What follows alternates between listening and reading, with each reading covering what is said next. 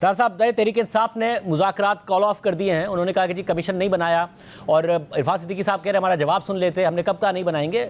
मगर बतौर वज़ीर इत्तलात आप तो कह चुके थे कि सवाल ही नहीं पैदा होता कमीशन बनाने का, जिस पर सलमान अकरम राजा साहब ने कहा था कि ठीक है फिर मुज़ाकरात ख़त्म। तो क्लैरिटी तो थी, अब ये एक फॉर्मेलिटी थी कि वो आपके साथ आके बैठते आपकी मुज़ाकराती कमेटी के साथ। देखिए, जब तक हतमी जवाब ना आ जाए, तहरीरी तौर पे उन्होंने अपने मुतालबात से हमें आगाह किया और उनके मुतालबात तफसील के साथ हमारी मुज़ाकराती कमेटी ने ब्रीफ़ किया पार्टी को भी, और उस पर सैर हासिल गुफ्तगू की। तो एक हमारा जवाब भी आना था। और देखिए, ज़रूरी नहीं होता कि कमीशन बने, उस पर बहुत चीज़ों पर गौर हो रहा था कि कोई दरमियानी रास्ता निकल आए कि शॉर्ट ऑफ कमीशन अगर कोई कमेटी बन सके, उस पर भी गौर की हद तक बात हो रही थी। तो मैं समझता हूँ थोड़ी उजलत से काम लिया है और थोड़ी जल्दबाजी की है। ये मुज़ाकरात अगर चल रहे थे तो कम से कम कोई ऐसा बहाना ही जायज़ ढूंढ लेते जिसके तहत लोगों को भी ये लगता कि जी इनके साथ ज़्यादती हुई है, इसलिए इनको ये मुज़ाकरात का हिस्सा नहीं बन रहे। मैं ये समझता हूँ कि ये बदनीति पे मबनी इन्होंने एक उजलत में फ़ैसला किया है। अगर इंतज़ार कर रहे थे तो शायद कोई ऐसी चीज़ निकल आती है। और जिस तरह इरफान सिद्दीकी साहब ने आज कहा कि जो डेडलाइन तय की गई थी उस डेट तक हम भी ऑब्वियसली अपना एक जवाब देंगे और उसके बाद देखेंगे मामलात किस तरफ चलते हैं। मगर ये बहुत कबल अज़ वक्त इन्होंने मुज़ाकरात टर्मिनेट किए और बग़ैर वजह के किए। और मैं समझता हूँ कि उनस इनके ऊपर है कि मुल्क के अंदर अगर पॉलिटिकल स्टेबिलिटी के लिए मैच्योरिटी के तौर पे एक मामले को आगे चलाया जा रहा था तो बगैर जवाब के इन्होंने ये मुज़ाकरात ख़त्म किए। मतलब जैसे आपने कहा कि कम से कम एक अवामी राय बनती कि इनके साथ गलत हुआ। अब आज उन्होंने, मगर बाद में, पहले तो ज़ाहिर है गौहर खान साहब ने जब इमरान खान साहब से निकल के बात की मीडिया से, तो उन्होंने तो ये कहा कि हुकूमत का जवाब नहीं आया इसलिए इमरान खान साहब ने कहा कॉल ऑफ कर रहे हैं। मगर बाद में उनके अकाउंट से जो ट्वीट किया गया कि उन्होंने वकला से गुफ्तगू की है, वो ये कि साहबजादा हामिद रज़ा के घर और मदरसे पर गैर कानूनी छापे की सख्ती से मजम्मत करता हूँ। हुकूमत एक जानिब मुज़ाकरात का ढोंग रचा रही है, दूसरी जानिब इंसानी हुकूक के खिलाफ वर्जियाँ कर रही है। हम इस छापे के बाद मुज़ाकरात का फौरी तौर पर रोक रहे हैं। उन्होंने इस बात को बुनियाद बनाया अपने ट्वीट में। देखिए, मैं ये समझता हूँ कि एक तो जवाब का इंतज़ार करना उस डेट तक लाजिम था जो डेडलाइन थी। अब गौहर साहब का ये कहना कि हम जवाब का इंतज़ार कर रहे थे, भाई जवाब तो आ रहा था और अगली डेट तय थी जिस पे बैठ के हमने वो आपको जवाब देना था। कम से कम उस डेट का इंतज़ार करना ज़रूरी था। पहली बात तो ये है। दूसरी बात ये है कि देखिए, ये बहाना बनाया गया है। अगर हामिद रज़ा साहब के मदरसे पे या घर पे कोई ऐसा छापा हुआ है, वो किस एंटिटी ने किया, किस हद तक जायज़ था, नहीं था, क्या बुनियाद थी, इसको आर्बिट्रेरली और यकतरफा तौर पे एक बहाना बना के मुज़ाकरात को टर्मिनेट करना, मैं नहीं समझता कि इतनी बड़ी वजह है कि जिस पे ये मुज़ाकरात टर्मिनेट किए गए हैं।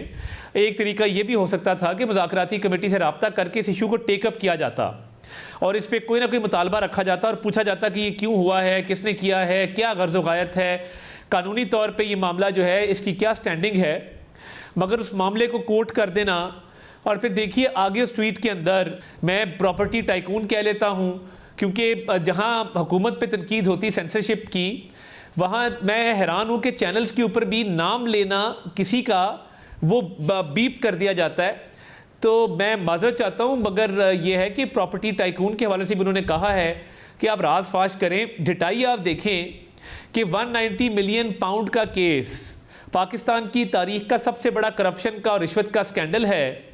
उसमें बेनिफिशरी होने के बावजूद, फ़ायदा देने के बावजूद, फ़ायदा लेने के बावजूद, काबीना को इस्तेमाल करने के बावजूद, अपनी पोजीशन को मिसयूज़ करने के बावजूद वो उस प्रॉपर्टी टाइकून को कह रहे तुम राज उगल दो। भाई आपने जो किया उसकी मिली भगत के साथ कौम का अरबों रुपया जो है वो लूट मार की नजर कर दिया और उसके बाद आप कह रहे राज उगल दो। तो मैं समझता हूँ ये ट्वीट भी बदनीति पे मबनी है। तार साहब, पहले तो ज़ाहिर है मैं आपकी इस बात से इत्तफाक करता हूँ कि मीडिया का सेंसरशिप के खिलाफ केस कमज़ोर होता है जब वो एक मरकजी मुलजिम का नाम म्यूट करता है। मगर अगर वो कह रहे हैं इसके बावजूद कि उनके खिलाफ फैसला आया, वो ये कह रहे हैं कि अगर मलिक साहब का बयान आया कि मैं राज उगल दूंगा, तो इमरान खान साहब कह रहे हैं सबके उगल दें, सहाफ़ी, जजेस, जर्नल, सबके राज उगल दें। तो आप भी कह रहे हैं ठीक है उगल दें, कोई ऐसी बात नहीं है, करें मलिक साहब एक प्रेस कॉन्फ्रेंस। देखिए, ये जो 190 मिलियन पाउंड का केस है ओपन एंड शट केस था।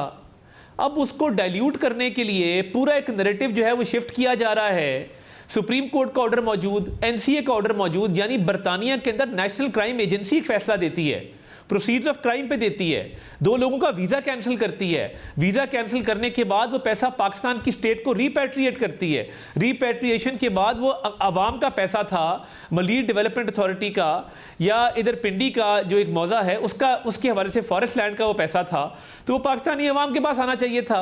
अब ये दोनों अशखास जो पार्टनर्स इन क्राइम हैं, वो इस सारी एपिसोड को डाइल्यूट करने के लिए मामले को अब डाइवर्ट कर रहे हैं। भाई ऐसे कौन से राज हैं, अगर होते तो निकलना आता ये सारा कुछ, जिस तरह आपका 190 मिलियन पाउंड का केस निकला है लीगल क्लैरिटी के साथ। और ये भी देखिए, अगर यूके के अंदर रूल ऑफ लॉ ना होता और यूके के अंदर जिस तरीके से नेशनल क्राइम एजेंसी ने बाकायदा एक तहकीकात की और पाकिस्तान को ये पैसा हवाले किया, या ये मामला दब जाना था। तो मैं ये समझता हूं कि इतने कोर्ट ऑर्डर्स होने के बावजूद, इतना सबूत होने के बावजूद, अगर इस मामले को डाइवर्ट करने की दोनों खास कोशिश करें, काबिल मजम्मत और अफसोसनाक है। वैसे मगर एक सवाल ज़रूर पैदा होता है। हमने कल जब राना सना साहब के सामने सवाल रखा कि इमरान खान साहब खुद कहते थे कि मलिक साहब सबको काना कर देते हैं, तो इमरान साहब ने कहा कि बाकी काने होते होंगे, ये खुद तो अंधे ही हो गए थे। मगर अगर अब प्रॉपर्टी टाइकून साहब प्रेस कॉन्फ्रेंस करेंगे तो वो अंधों के साथ साथ कानों का भी बताएंगे। इमरान खान साहब के खिलाफ तो फैसला आ गया, तो बेशक बताएं, इस बात पर आपको कोई एतराज़ नहीं है कि जी जो कुछ है सब बता दें, क्योंकि सवाल तो उठता है कि पूरे बरतानिया में, सवाल सुनिएगा कि पूरे बरतानिया में हसन नवाज साहब को अपना 1 हाइड पार्क बेचने के लिए सारी दुनिया इन्वेस्टमेंट करती है, लंदन में प्रॉपर्टीज़ खरीदती है, अरब के शेख खरीदते हैं, यही मलिक साहब ही मिले थे बेचने के लिए। देखिए बात यह है कि प्रॉपर्टी की बाइंग और सेलिंग जब सब्जेक्ट मैटर बना इंक्वायरी का, उसमें कोई क्रिमिनलिटी नहीं थी, उसमें किसी किस्म का कोई कॉग्निजेबल ऑफेंस नहीं था और उसको क्लीन चिट दे दी गई। एनसीए ने, देखें एनसीए की तारीख है, एक मायनाज तहकीकाती इदारा है, शहबाज शरीफ साहब को क्लीन चिट मिली है और हुसैन नवाज साहब को क्लीन चिट मिली, वो उनको इस इन्वेस्टिगेशन के अंदर बरी ज़िम्मा करार दिया गया। मेरे कहने का मकसद ये, बाकी जो मर्जी करें, बट जो लीगल रियलिटी सामने आ चुकी, अब उसको डाइल्यूट नहीं किया जा सकता। ओपन एंड शट केसेस हैं, मामला दुनिया के सामने हैं, बाकी जो भी कहना है कहें, जो करना है करें, बट उसके बावजूद लीगली जब एक प्राइम मिनिस्टर ने अपने ऑफिस का मिसयूज करके और उसी प्राइम मिनिस्टर ने अरबों रुपए की जो है वो फ़ायदा दे के खुद अरबों रुपया कमा लिया, तो उसके बाद जो मर्जी राज है हो ना हो, भाई आपके हाथ रंगे जा चुके, आपके खिलाफ एक ऑर्डर आ चुका, अब आप उसको फेस सेविंग करने के लिए अगर ये कहें कि जी हम फलां को भी ले आते हैं, तो फिर लीगल केस करें ना, लीगल केस पे बात करें। लीगल केस कर नहीं सकते क्योंकि खुद इन्वॉल्व होंगे। वैसे और मैं दोबारा फिर मुज़ाकरात की तरफ आते हुए, आप क्या हुकूमत खुद अनकंफर्टेबल हो गई थी? जैसे ही आर्मी चीफ की मुलाकात होती है बैरिस्टर गौहर साहब से, इमरान खान साहब का बयान आता है, तमाम मामलात पर बात हुई, आगे से भी मस्बत जवाब आया, फिर बैरिस्टर गौहर साहब कहते हैं नहीं सिर्फ सिक्योरिटी मामलात पर बात हुई, नफ़ी करते हैं उस बात की जो इमरान खान साहब कह रहे हैं, मगर हुकूमत में कहीं ना कहीं खलबली मच गई थी, अनकंफर्टेबल हो गई थी हुकूमत, इसलिए चाह रही थी मुज़ाकरात नाकाम हो जाए बस। नहीं, कतई नहीं जी। देखिए वो जो खबर मैंने देखी और फिर अंसार अब्बासी साहब ने भी एक स्टोरी की उसके ऊपर, वो ये थी कि जो तमाम पॉलिटिशियंस को बुलाया गया काउंटर टेररिज्म की मीटिंग करने के लिए, उस मीटिंग के बाद अली अमीन गड्डापुर साहब और बैरिस्टर अली गौहर ने जाके कोई रिक्वेस्ट की और उन्हें ये जवाब मिला कि ये सियासतदानों का मामला है, आप सियासतदानों से सियासी बात करें। अब इसके ऊपर स्टोरी बिल्ड करना, जिस तरह पीटीआई ने इसको मिसकंस्ट्रू करने की कोशिश की, मैं समझता हूँ काबिल अफसोस है।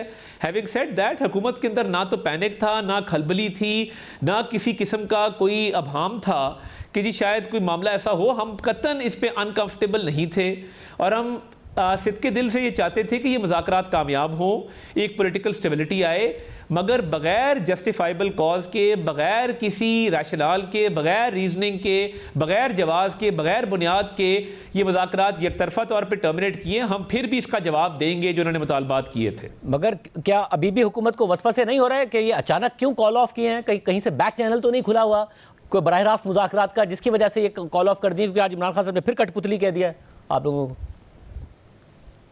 कतन ऐसा कोई, ना तो देखिए ऐसे कोई वसवसे नहीं हैं, ऐसा कोई डाउट नहीं है, और मैं हैरान हूँ कि ये खान साहब के पास जुर्रत कहाँ से आती है कि वो जिस तरीके से उन्होंने अपनी हुकूमत चलाई वो किसी और को बात कैसे कर लेते हैं।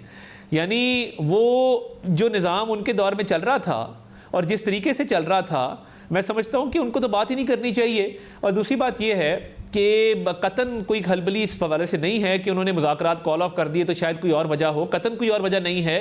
ये बानी चेयरमैन पीटीआई का इनकंसिस्टेंट नेचर है, उनकी एक पर्सनैलिटी का तजब्ज़ब है, एक गैर यकीनी उनकी पर्सनैलिटी का एक पस मंज़र है कि वो एक तो यूटर लेने के मास्टर हैं, जो कहा हो कॉल ऑफ फेल के तजाद के मास्टर हैं, और बगैर वजह के इम्पल्सिव एक्शन के मास्टर हैं।